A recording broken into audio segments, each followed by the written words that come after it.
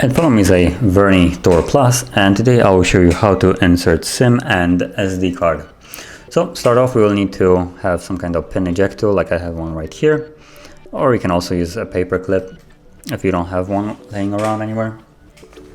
And using this, you want to push out the SIM tray, which is right here on the left side above the button that basically turns this phone into like dark mode or power saving mode.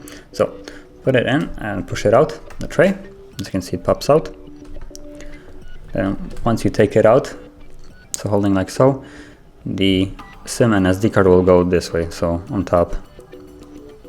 And putting it in, to take the smallest version of the SIM and put it with the cutout on the bottom right side, and the SD card like so. It can only go one way, so yeah, make sure that they're laying flush in there and nothing is like sticking out. And while you're holding it on there, like so, I'm just gonna flip the device like this. It's gonna be easier for me to put it in here.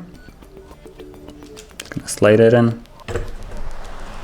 And now, let's see, as you can see, there is the SIM card and also SD card. So both of them are being read.